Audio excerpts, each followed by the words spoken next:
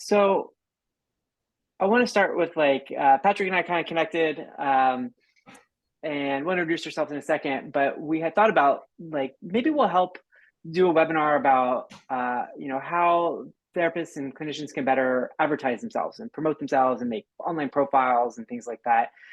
And we just kind of sat there and said, it feels like under the surface, there's a bigger question here of kind of like the emotional side of being able to go and authentically present yourself and to run a small business. And that feels like so much more pressing than kind of the more logistical side of creating a profile or creating a website. And so we wanted to take this topic on. And so we're really excited that you're here today. I'm Ryan Schwartz. I'm the founder of Mental Health Match. We are a service that helps connect clients with therapists. We get about 20,000 clients coming our way every week to help find a therapist. But along the way, I've also been a startup founder, and I've worked with a number of startup founders talking about the emotional side of starting a business and what that could feel like, really encouraging folks to start therapy. And to encourage them to really explore their emotional selves. A lot of founders are closed off from that. And so some of those insights from all those conversations I've had with other people who have started business, I'll bring in today. And some of the insights from running Mental Health Match, I'll bring in today as well. Very cool. Ryan's good people, and I really enjoyed having him on the podcast on all things private practice. And so I'm Patrick Casal. I own a group practice here in Asheville, North Carolina. It's mainly a telehealth practice with clinicians all over the Southeast. And I'm also a private practice and group practice coach and strategist. So I'm the founder of All Things Private Practice, the host of the All Things Private Practice podcast, where we do discuss the emotional side of being an entrepreneur and practice owner, because I think we need to normalize fear of failure and self-doubt. I'm a retreat host, so I host retreats all over the world for entrepreneurs. And I also am the co-host of the Divergent Conversations podcast with Dr. Megan Neff, where we talk about autistic ADHD life experiences, both from a clinical and personal perspective. I'm probably leaving other things out, but I hate talking about myself. And I'm really excited to just talk about the subjects that we got. So this is going to be very conversational. We've got some polls for you as well. We're going to do some things with the chat / the Q&A box that we've got. But, one of the things that I talk to a lot of startup founders about are kind of the emotional side that drives our decision-making, right? And how so many of our decisions in a business are driven by our emotions, which a lot of people are closed off to or can't tap into. But a lot of people who can don't always make the connections between the emotions and kind of the business side that feels very rational and logical. And so, Patrick, I'm curious just to hear kind of your experience in this space and what draws you into this topic about the emotional side of our decision making. As a therapist and someone who's been in the mental health world for a long time, I think it's really important to acknowledge the fact that emotions are driving our decisions a lot of the time. And a lot of the time for therapists, especially in business ownership, we don't have a lot of business training for the most part. I would guesstimate that 95% do not know anything about how to run a business, didn't learn about it in grad school, and are really struggling when they're making these decisions. What ends up happening is you maybe work for a community mental health agency job like I did, and so many of us have. You're working long hours, you're stressed all the time, and you're dreaming about starting your own business, but you don't know how. And there's probably a million rough drafts of your resignation letter that you maybe typed out and then deleted because you're like, if I quit, what will I do? How will I make money? I don't know how to run a private practice. Imposter syndrome starts surfacing, doubt starts surfacing, and perfectionism. I experienced all of those things pretty consistently. Even talking to 85 of you today, or 88, I have this nervousness when I'm first speaking, where I'm like, oh my God, I don't even know what I'm talking about. So the emotions that come up behind how we move through business ownership are real, and they are really intense, and they can derail you. And so often we talk about imposter syndrome, self-doubt, perfectionism, etc. Because when we are trying to grow and take risks, it's really a normal part of the process to feel some anxiety or some fear around the decisions that you're making, especially when you're starting a business. So I think this stuff does not get talked about enough. I think the more we talk about it, the more we can normalize it as a human experience, so that everyone's not, going through the motions feeling like there's something wrong with me because I'm experiencing this overwhelming sensation, when in reality, it's like, this is very normal. And I would almost imagine that almost all of you have experienced this to some degree in some level at some time in your career. Yeah, and I think it can be, private practice can be so isolating sometimes. It's hard to break out of that mold, right? And this is one of the things where I think, you are, as clinicians, are helping so many people kind of move out of their comfort zones and move into like new growth and understanding. But it can be really hard to do that on yourself, right? It's one of those things that it's like do what I preach and not what I do or whatever. But it's like it can be really hard, and I see a lot of other startup founders do that too, right? They're really good at giving advice to other folks, but really don't take their own advice. And so I think a lot of what we're going to talk about today is to think through some of these emotions that come up and what we can do about them. How do they show up in private practice, and what we can do about it. I want to start with a poll just to see kind of what folks are feeling. I know Winnie wrote into the Q&A that we're using as the chat saying they're experiencing some of this at myself at the moment, so it's perfect timing. And it is very lonely and very challenging. So one question, I'm just going to put a poll up real quick. And we're curious, like what feelings are going on for you right now? So take a moment, see if you can answer. We've got a list of some of the most common feelings that we've heard from other clinicians that can be blockers in their own success in their own private practice. Yep. And I also want to answer a question, Lila or Leela, I'm sorry if I mispronounce your name, about my introduction, something about autism ADHD. I'm an autistic ADHD entrepreneur and podcast host, and I was talking about a podcast that I have called Divergent Conversations, which I co host with Dr. Megan Neff of Neurodivergent Insights. So, these poll results are pretty telling a lot of the time, and the shame, the self-doubt, the lack of belonging, the imposter syndrome, the fear, insecurity, anxiety around money, the loneliness, this stuff is real. And we so often shy away from talking about it because I think it either feels taboo or it's like, oh, if we're in comparison culture, which social media does a good job of, it's like everyone's thriving out there and I'm not. So what's wrong with me? In reality, we don't know what's going on behind the scenes, and I think we often lose sight of that pretty often. Yeah, absolutely. This is really fascinating to see. And I think we're going to talk about some of the big ones coming up here today. So today, we're going to spend some time talking about what we call imposter syndrome, which I really don't like that term, and we're going to get into that. We're going to talk about perfectionism. We're going to talk about fear and scarcity mindsets, about insecurities. We're going to talk about anxiety around money and self-promotion, which is really hard when you enter a field to be a helper and a healer. We're going to talk about loneliness, and we're going to have some time to do some QA as well. I want to start with imposter syndrome. That works for you, Patrick. Yeah, absolutely. This term is something that really bugs me because I think it's very like internally focused, right? And I think I hear a lot of people say it like, "Oh, I have imposter syndrome. I have imposter syndrome." And when I start to ask other founders and other startup and other business owners about it, what I hear them talk about is feeling a lack of belonging, or feeling shame for who they are, their background, their experience, right? And I think that this is really hard. And there's a lot of layers to it. I know, we're two white guys, but personally, I'm queer, I'm short, and I walk into a lot of business places, and I come from a background that is not financially secure, right? And so I come from that, and I go into a place where there's like lots of business folks, and they're in suits, and I feel what I initially started calling imposter syndrome, and then I realized like, what am I talking about? Like this is centering like something wrong with me, where really I'm entering spaces where I just feel like I don't belong, where there's not a lot of welcoming, where there's not a lot of community, where there's kind of a lot of shame about things. And I'm curious, like, how do you interpret this phrase imposter syndrome? What does that mean to you, Patrick? Yeah, I agree that I also do not love the term enology. I think a lot of it is rooted and founded in colonialism, actually. So, most of the research and studies on imposter syndrome were done in the 70s in the workplace and predominantly on female identifying, especially female identifying employees of color.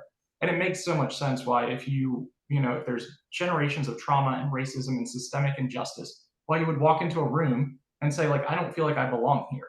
And there's such a big difference between the internalized feeling and that emotion versus like, do I actually know my stuff? Like, am I competent? Have I gone to grad school or gotten a PhD? Like, have I done training? Of course I have. So, what is it that is creating this mental blockage or sensation that is kind of saying, you don't know enough to go out and do your private practice? You don't know enough to get paid by clients privately. You don't know enough because you haven't done training A, B, C, D, and E. And there's a lot of like really good quotes from people like Maya Angelou and other famous authors. And one of her quotes was that sticks out in my mind all the time is like, I have written 11 books, yet I still think that somebody is going to call me out and tell me that I do not know what I'm talking about, that I'm fraudulent. And I cannot imagine writing 11 books and feeling that way on a daily basis. But that really does happen. And I think that so often the emotional side of this is founded in, like you said, just this feeling of like, I don't really belong here or fit in, or this isn't my space to feel comfortable. And I think that's much more of what we're kind of noticing too.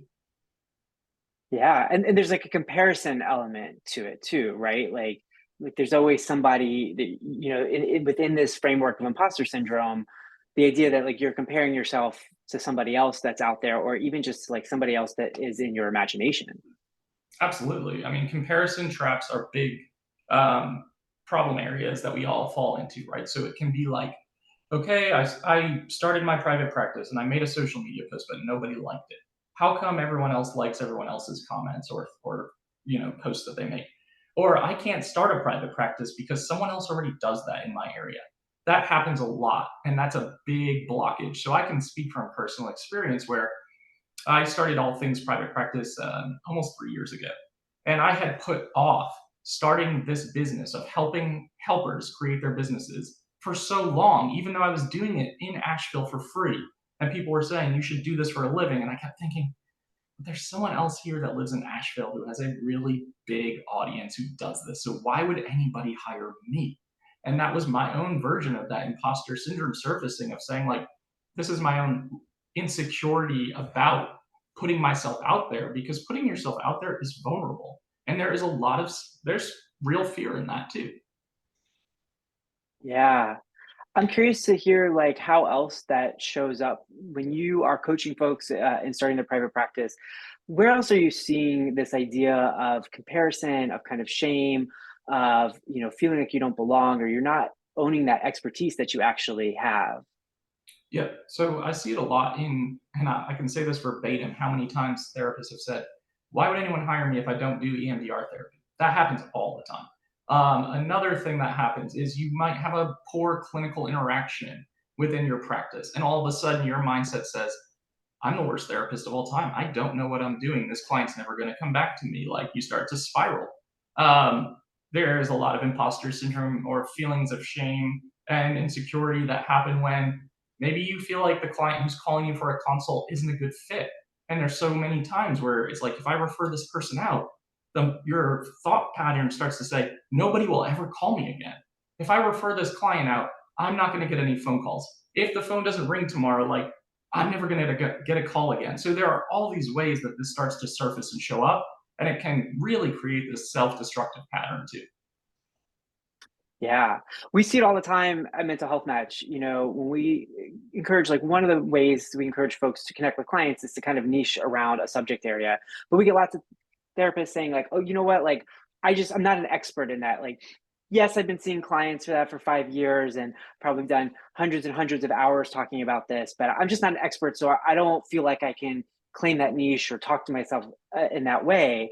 And I think it really holds folks back from um, owning their expertise, right? And from realizing like learning is always a journey, right? No one's ever done learning, but you've learned so much already, and you do have that. And I think it actually gets in the way of the relationship you can have with the client when you're not owning that expertise and when they're looking for you to have that expertise, right? And recognizing there's always more learning to do.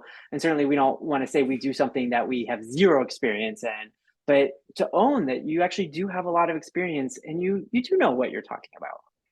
Absolutely. Absolutely. And one thing I always try to think about is like when you started your grad school program, or if you started a new job at a community mental health agency, or whatever the case may be, you probably had moments where you were like, I'm not going to pass this class. I'm not going to get my grad school. Like, I'm not going to get my master's. I'm going to fail out of research methods. I definitely thought that so many times. Um, I don't know how to pick up on this job like quick enough. I don't know if I'm going to be able to do it. Then a month or two later, and you're like, this is like clockwork. Like, this feels very natural. I don't even think about what I'm doing anymore. But those feelings did exist.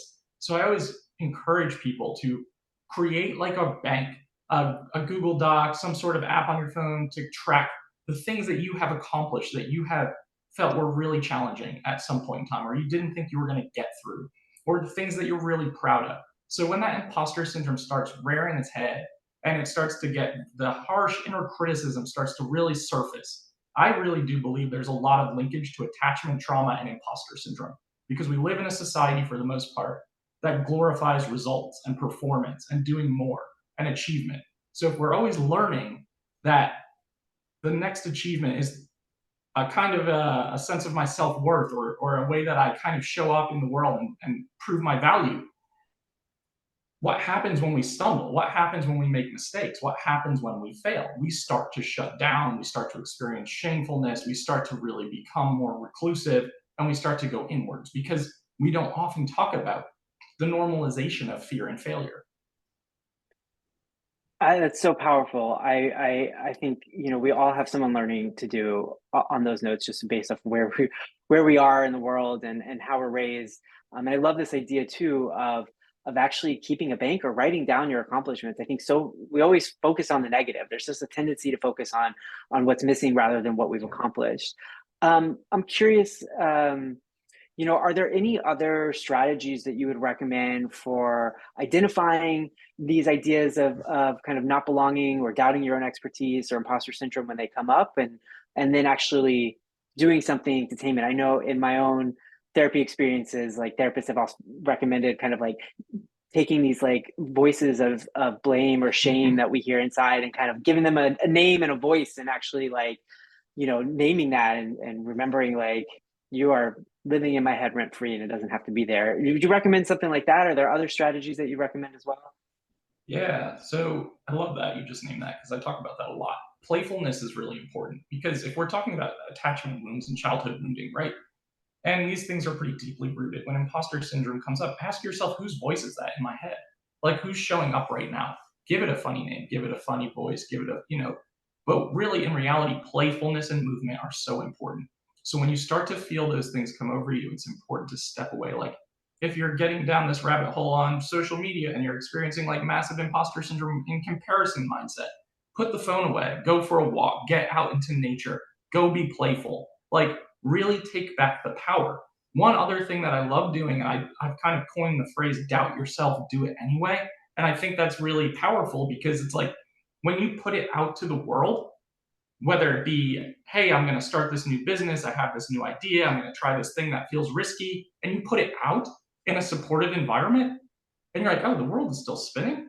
And like it doesn't live in my head as much anymore. It doesn't take as much cognitive real estate up. So I like to think about it as like instead of letting it dictate how you move forward in terms of your entrepreneurial journey, your professional development, make sure it's like riding along in the car next to you. It can always exist, but it can get significantly quieter and less harsh. So it really is about having a supportive environment, having colleagues, mentors, your own therapy, your own supervision, coaching, etc., that have people in your corner who also get it. Because it's a great way to just say, like, Mm. this is what I'm experiencing today. And your friends or your family or your colleagues can be like, yeah, your imposter syndrome is being a, can I curse on this right now? Is Yeah, being an idiot. absolutely. I just want to, I can censor myself too. But yeah, I mean, you want to have this support as well, for sure. I love that, and I actually see Kelly had commented that Kelly calls their voice the dumb voice because it's being an idiot from it's being an idiot from time to time. Um, and I always laugh. There's something I always come back to when I'm feeling this way, which is I just think about Elon Musk. And like, he's probably smart in a lot of ways, but he's also sometimes an idiot. And this guy is at the top of running all these companies. So like, if he can do it, I can do it too, right? Like, and I think having that reflection of like even the people who are supposedly lifted up at by society as like the top tier of running a business, it's like often can be a goofball as well. I do Absolutely. want to pick up, Patrick. You were talking a little bit about having kind of that community to go to talk about, this is what I'm feeling today. I'm curious, like, uh, because private practice can often be so lonely, especially so many folks are doing this remotely from their own homes. Like, how do you think about building community, and how do you think about building community where you can go and be vulnerable and say like, this is what I'm feeling today, and get that support?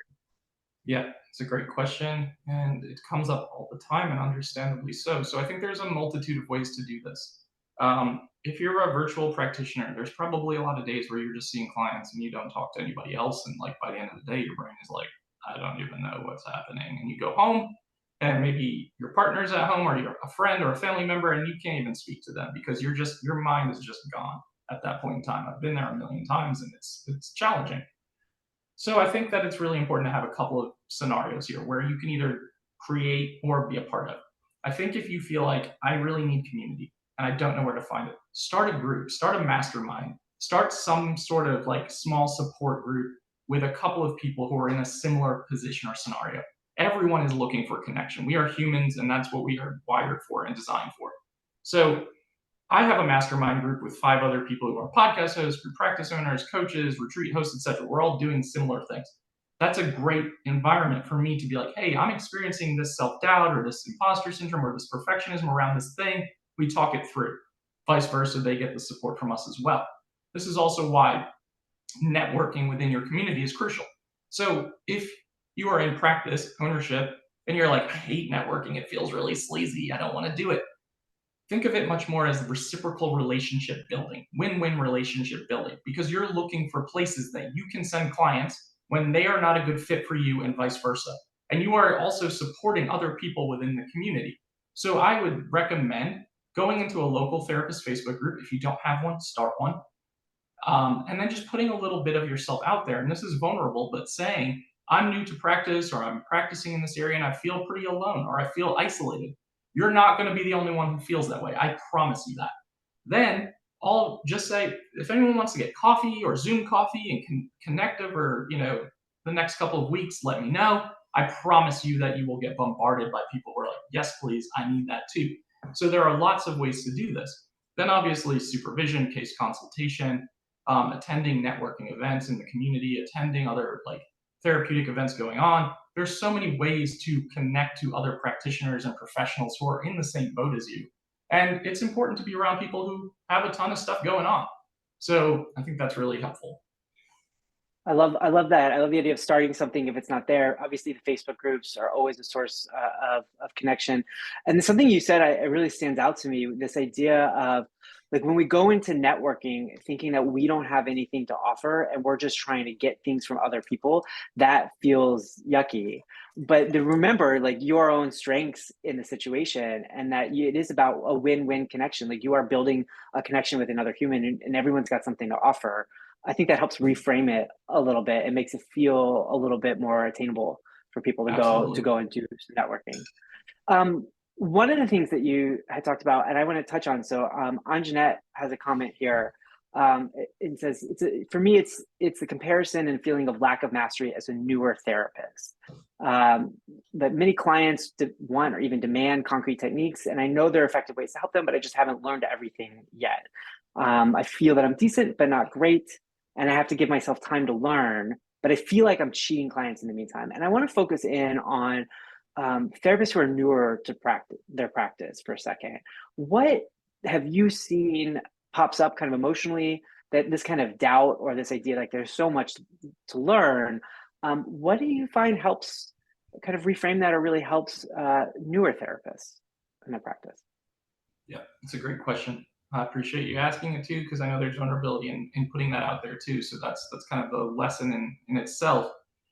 And it's real, right? Like as we're starting off, we're not going to know everything. We're not going to be trained in every modality. You may not even know, honestly, your theoretical foundation and orientation yet because you haven't worked with enough clients and you haven't done enough training. But therapy is about relational work. right? It's about humanness. It's about empathetic listening. It's about connection. It's about being able to validate and see and understand and hear people.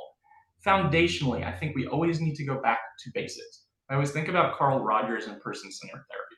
Whenever we get into this mindset of, I don't have enough acronyms behind my name, I don't have enough training, I don't have enough hours, circle back to the basics. Therapy is about the rapport and the relationship. And here's the thing, you could be trained in every single clinical intervention and modality in the world. And if you can't build, my camera's tracking me in my hand motion, so it's like, um, if you can't build and maintain rapport, the client's not going to come back. But if you can build and create rapport, you are going to have significantly better clinical outcomes because that's what we know therapy is about. It's about the rapport, it's about the relationships. Go back to basics. All of you are trained, highly trained human beings. I think we lose sight over the fact that people with master's degrees in this country are not the majority of the human beings that live in this country. You're actually in the minority. So you have a lot of training, you have a lot of supervision hours that you've had to do, licensing hours, CE hours, etc. Go back to basics. I always think that whenever I was starting off in my career and a clinical interaction didn't go well, and I started to have these thoughts of like, I don't have enough training, I don't know what I'm doing, this person needs to see a therapist. Oh, wait, I'm a therapist. Like, just the reality that it is about the relationship. And if the relationship is not there, it's probably not a good fit, and that's okay. And that's why networking is so crucial because there is going to be a good fit for that person somewhere else, and that is absolutely okay.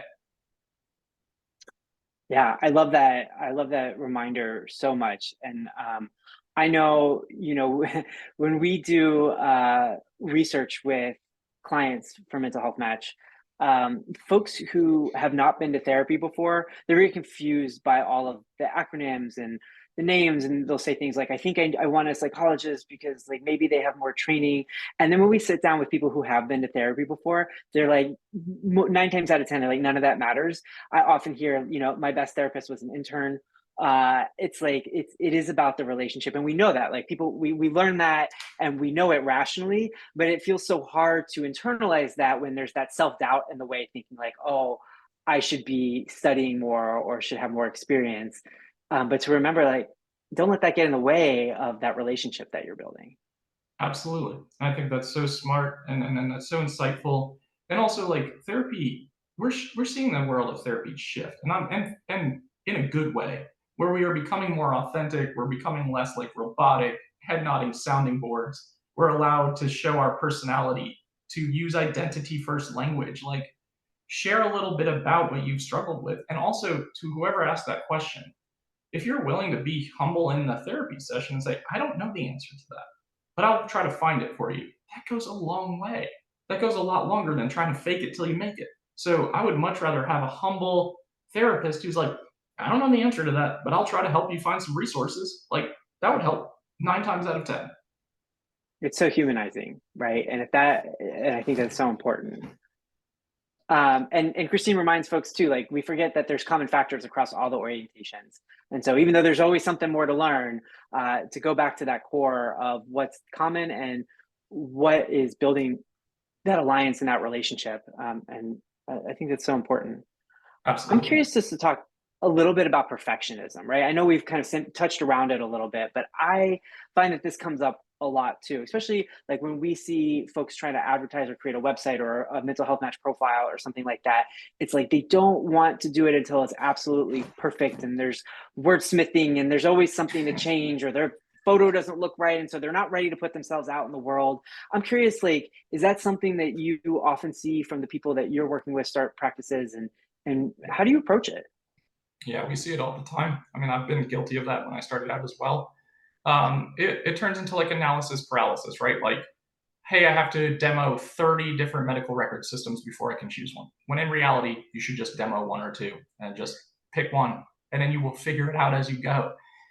Because what happens, right, is like, oh, I have to learn my paperwork, I have to learn my processes, I have to learn everything before I can actually put my Psych Today up, or my mental health match up, or my website up. You're preventing yourself from seeing clients in this time period.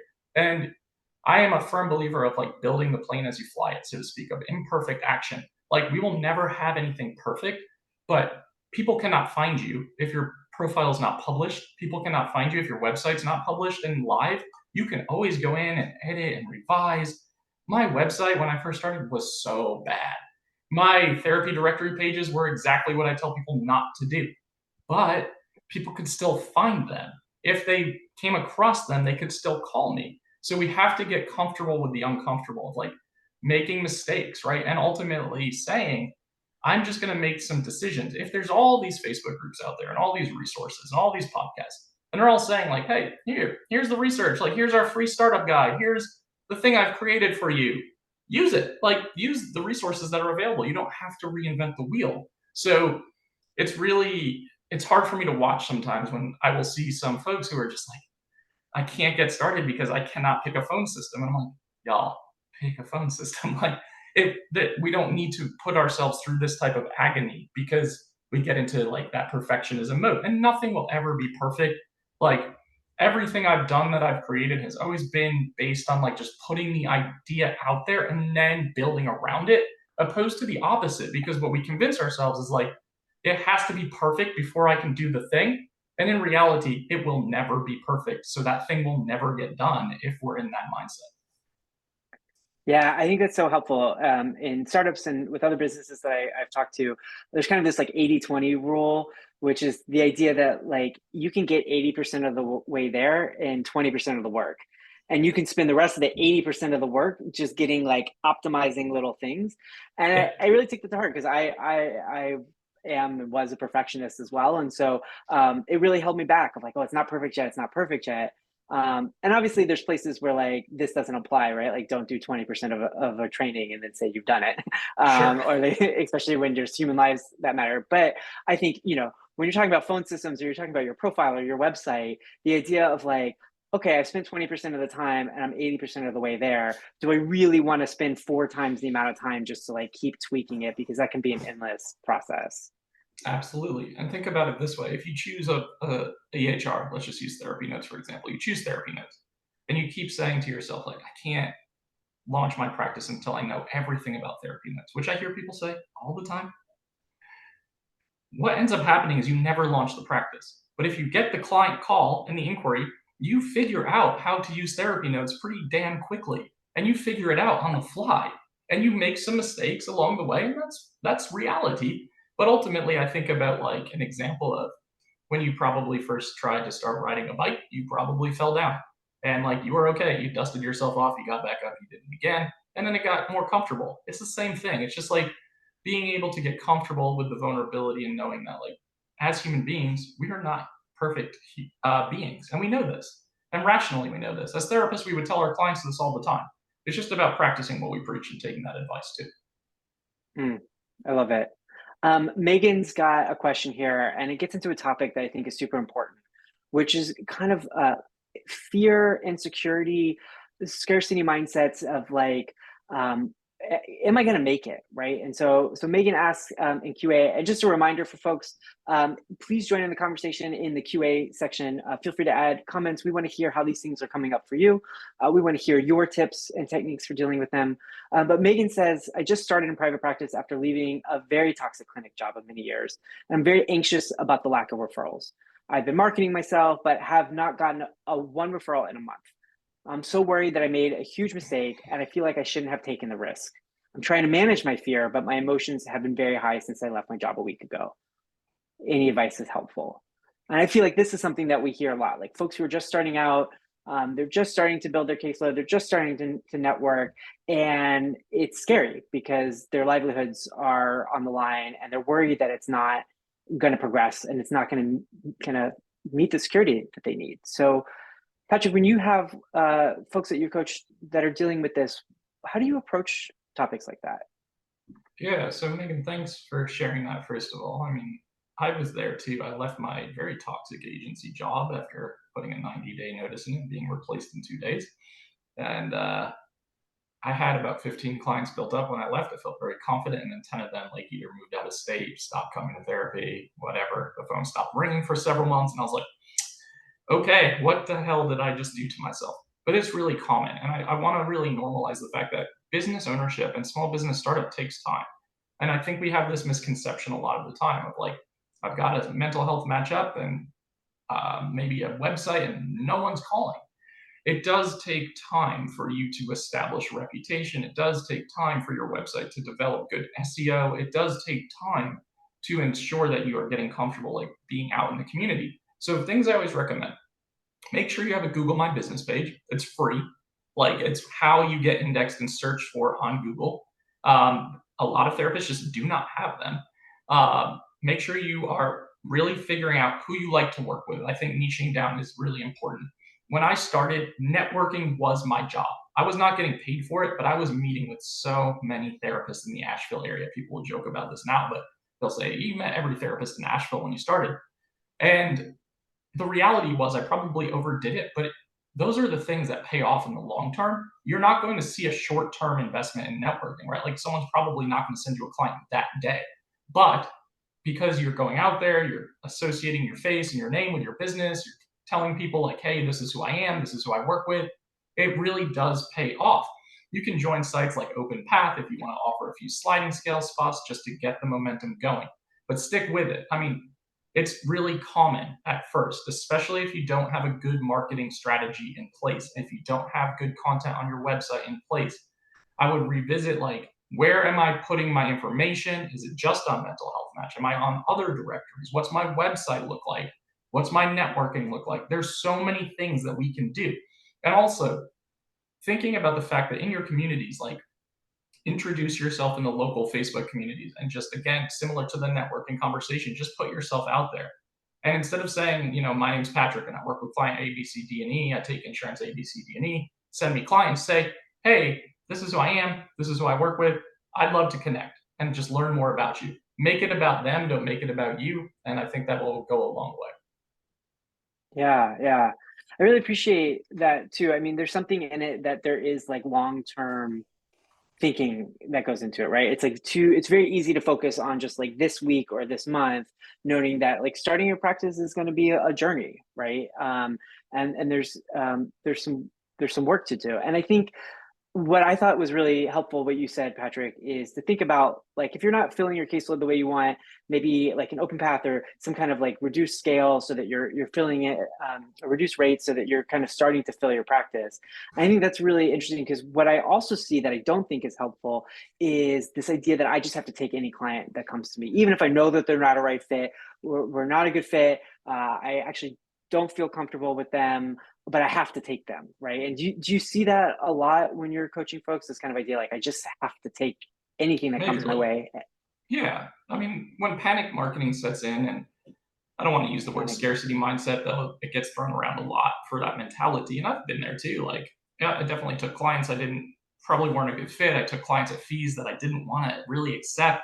What happens is you build resentment as a therapist. You're like, I'm feeling frustrated with myself. Like, I made this decision and it wasn't a good one. And ultimately, if we start saying yes to things that really are not good fits for us, they're probably going to cost us energy in the long run or cost us resources or potentially amplify the already like harsh inner criticism that's going on behind the scenes because that client's probably not going to stick around for long because it wasn't a good fit. And then all of a sudden you're telling yourself you're the worst therapist of all time. Yeah, totally. And I love, so Michelle said, that they've got supplemental income, which is helpful when starting out for the first time. They do in-home dog sitting, but I also know that there are a lot of ways that therapists create supplemental income. I actually love this site. It's called Therapist Share Space. I don't know if y'all have heard of it, but it's almost like Etsy for therapists. You can upload worksheets that you've made or different kind of pieces that other therapists might be able to use. You can get some supplemental income that way. Reaching out to and doing workshops with like local schools or businesses is another really great way. So there's ways to start kind of implementing some other pieces as you build your practice if you're really scared about the income piece of it. But keeping that long term is really helpful and keeping that mindset. And Leela, I think, has said that even though this sounds woo-woo and they used to be a chemist, so maybe the last person who would say this, but the mindset of having that the clients will come, that they will come, and that they've noticed a direct link between having a scarcity mindset and a lack of people reaching out. I think that's really, really fascinating. And I'm a very rational person, but I also believe in that too. And then one thing that, so when he was asking the Etsy for therapists, Therapist Share Space is what it's called. Um, and then, so Tawana asked a question about this. Is it better to be specific about the clients you want to work with in the beginning? My fear is isolating myself and missing out on clients. And I don't want to go too deep into kind of marketing tactics. I want to keep with the emotional stuff. But I do think that this is an emotionally driven question, which is like, I'm scared I'm going to miss out. So I want to be a generalist. I want to just put everything out there and say I can work with everybody. We see this a lot at Mental Health Match. Before Mental Health Match, my background was doing communications work, and we used to have the saying, if you try to speak to everyone, you speak to no one.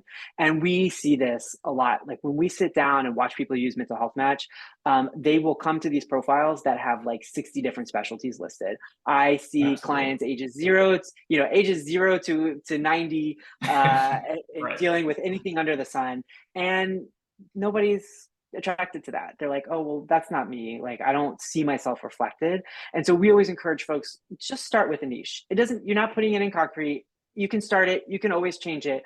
But we know that when we watch people use Mental Health Match, when we watch people look for a therapist, they're looking for that reflection. And what helps do that is having a little bit of niche, saying, like, these are the people I work with. You don't need to be like so specific of like, I work with 18 and 19-year-olds only, but it's like broaden out a little bit, but just have it so that people who are looking at your profile or looking at your website feel a little bit of reflection, like, oh, this person actually works with people like me.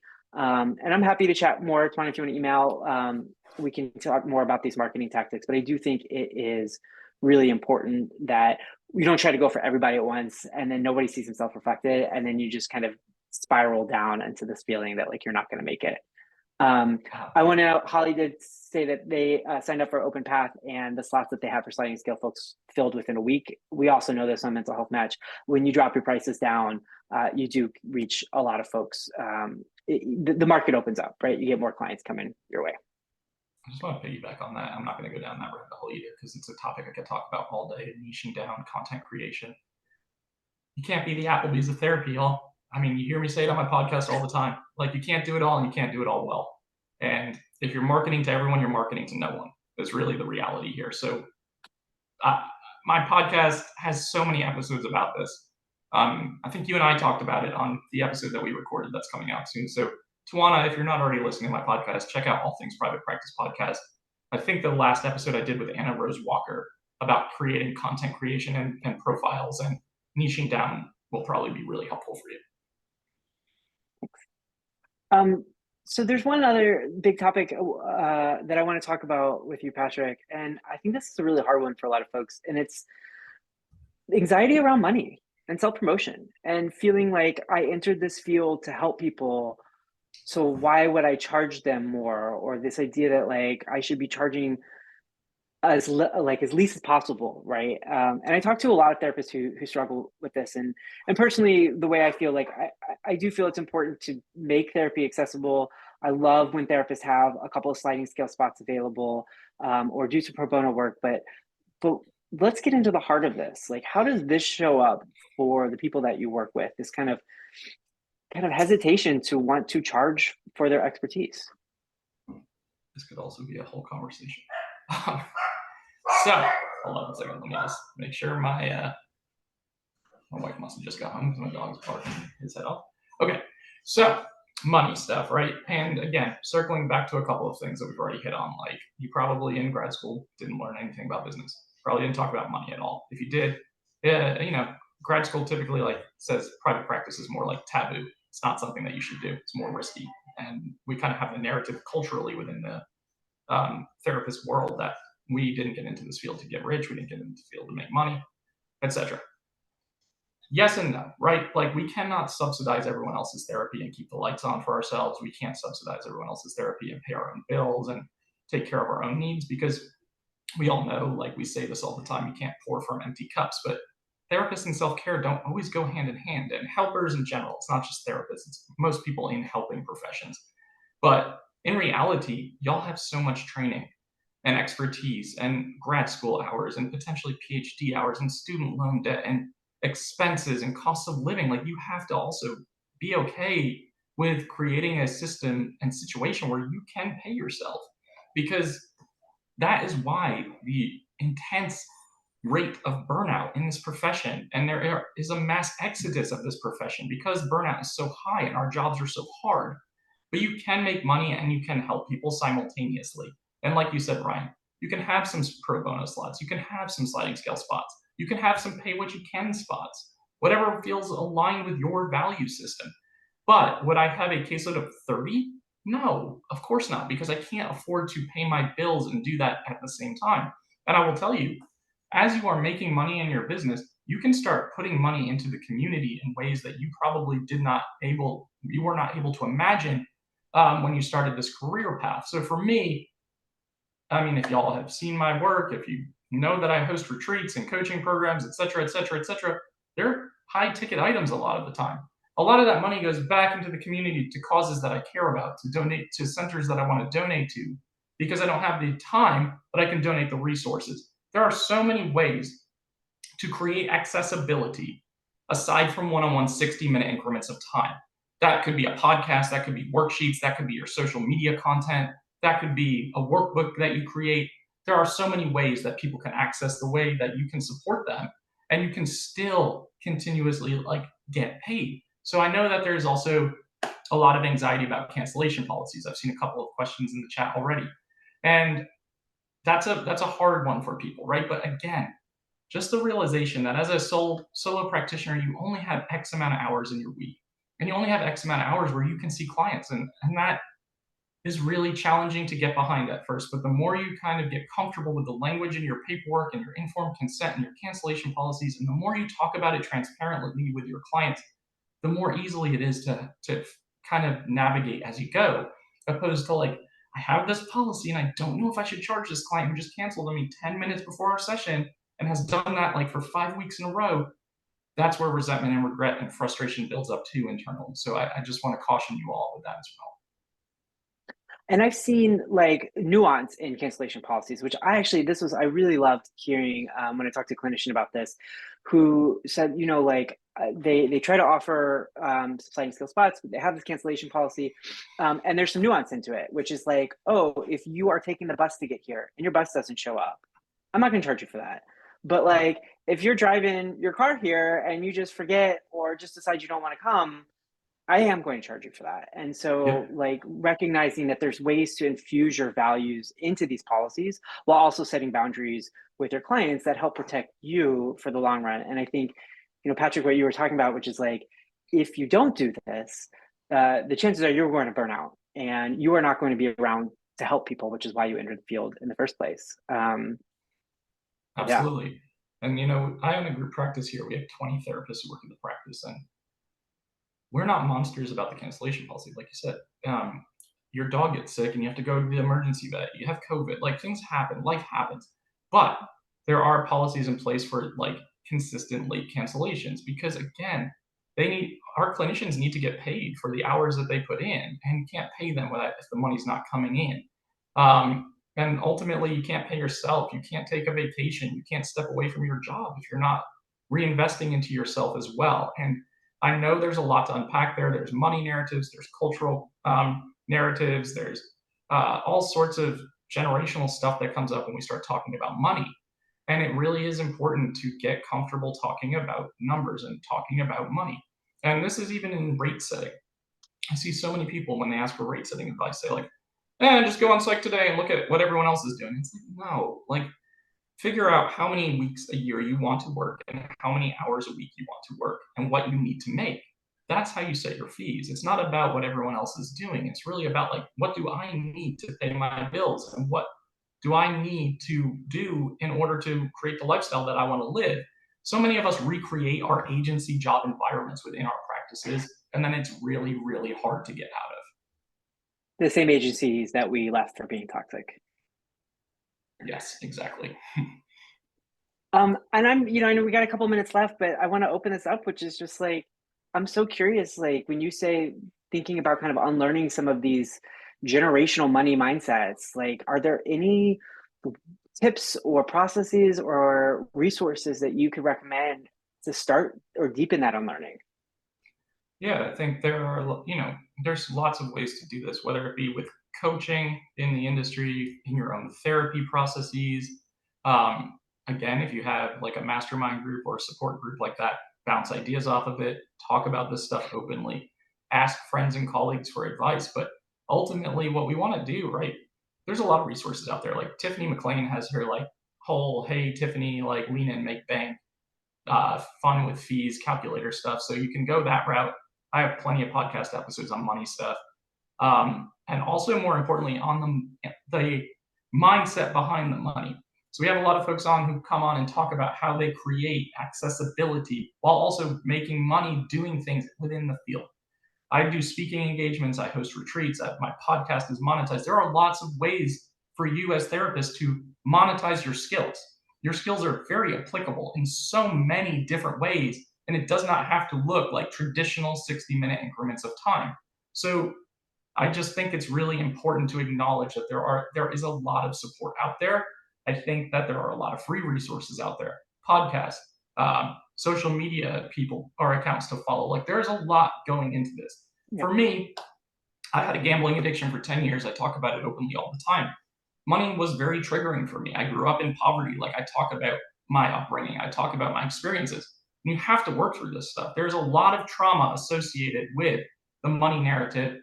How could anyone ever pay me? How could anyone ever afford me? Am I just feeding into capitalism? Like, all the stuff that goes on behind the scenes. That's so helpful. And, I think it all comes back to values, right? And like understanding your values and being okay saying like my well-being and my thriving is a value of mine. And to be able to integrate that with other values that you've got and how you think about your fees and how you structure your practice. So I want to add there. Cinta added in the Q&A just that they have that they're asking this pre-recorded. This is going to be recorded and shared, but they have a fee structure where they charge for no shows, nothing for cancellations. But if it's a third cancellation after 3 times, it becomes a pattern, and there is going to be a charge. And something that Megan says is a quote from Brene Brown that compassion without boundaries can only lead to resentment, and that helps me. Helps Megan remember that boundaries actually serve their clients, right? And helps them thrive. I love that. I wonder if we could just take a moment to recap here as we're starting to close out. What are some of the big things that you think we covered today? What are the big takeaways that you think folks should be taking with them? You're not alone in any of this. Whatever you're experiencing, somebody else is experiencing. Put yourself out there. Let's try to build the plane as we fly it. Let's like really step in and embrace that vulnerability and kind of step into that risk-taking mode. We can't grow in places of complacency, right? And stillness and stagnation. We teach our clients this. So it's about practicing what we preach and really just find some community, find some support, whether it is a Facebook group or a group of friends and colleagues, like, or a mentor or a coach or whoever. Just find 1 or 2 people who you can bounce ideas off of and share how you're feeling when you're experiencing some of the stuff that's coming up. Because again, just evidence by the chat, evidence by the questions that you all submitted, your experiences, although they are unique, are not that different than everybody else's. So it's important to acknowledge that when you're experiencing perfectionism or expert mode or analysis paralysis or imposter syndrome or whatever we want to call it, there are lots of people who get it. And the more willing you are to put yourself out there and talk about it, the more relatable it will become for people in your life as well. I love that. Thanks. I want to invite folks. I would love to hear what your takeaways were. If you want to drop in the Q&A, one big takeaway that you are taking with you. Some things that really also stood out to me.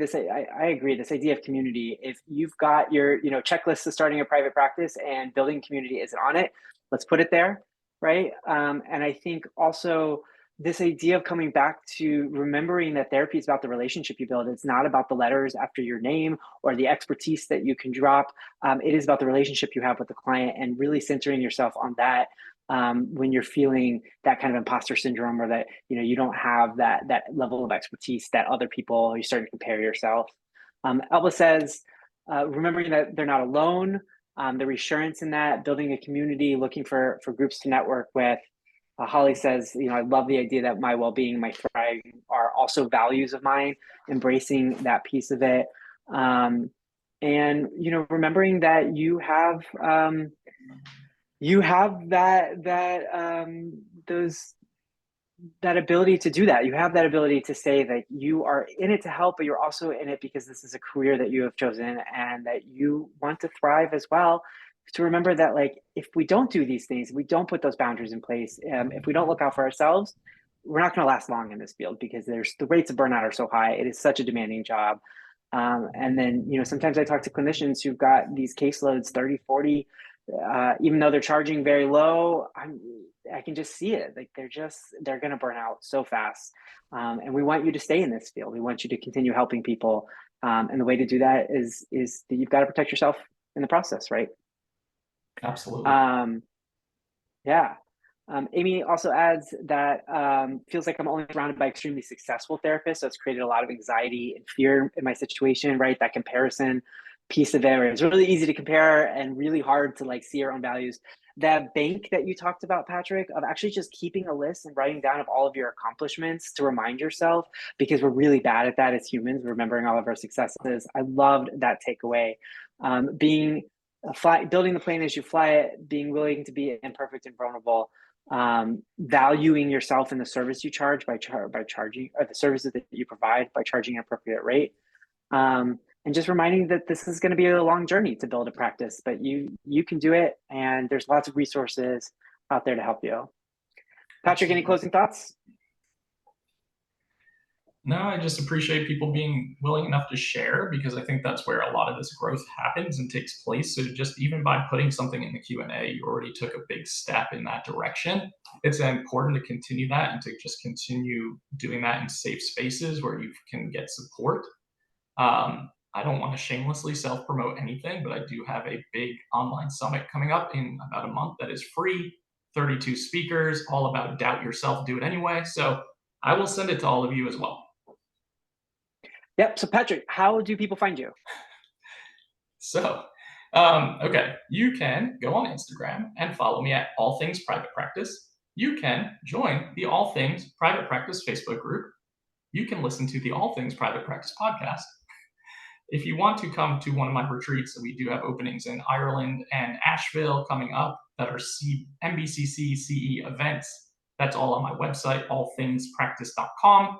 And if you would like to participate in the Doubt Yourself, Do It Anyway online virtual summit, you can also join that as well. I'll send you all the links. Thanks, Patrick. And I'm Ryan with Mental Health Match. We're at mentalhealthmatch.com. You can email me, Ryan at mentalhealthmatch.com.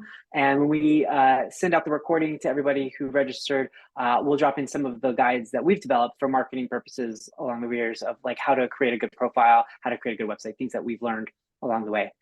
Thank you so much for being here and for participating in this conversation. It's been so special and so important to have this. So thank you all for joining, and thank you, Patrick, for joining me as well. Thanks, Ryan. I appreciate it very much. Take care. See you.